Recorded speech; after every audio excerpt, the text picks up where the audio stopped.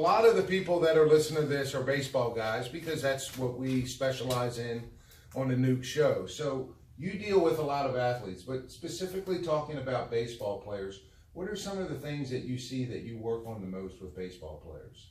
So some of the things that are common injuries, I see a lot of low back and shoulder, back and shoulder. And it's funny, they're actually pretty connected. You would think, well, what the heck does the low back have to do with the shoulder? Well, it's going back to the core concept. The low back is a part of the core anatomically. Mm-hmm. So if the low back isn't functioning the right way, if muscles are imbalanced, if the joints are compressed and not allowing full range of motion, then that puts excessive stress and strain at what's being used the most in baseball. It's usually the shoulder. Yeah. So when the low back is a problem, it's not working, then it often leads to shoulder issues. But then once you fix the low back, once the low back, pelvis, and hips has full range of motion again, and then it takes less, it takes the extra stress that was on the shoulder off, and now the shoulder's just doing its normal job.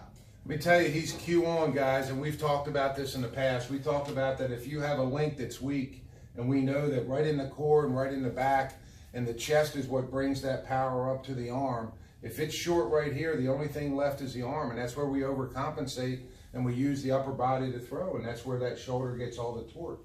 This muscle is a lot smaller than these muscles down here, without a doubt. Right. Without a doubt. Yeah.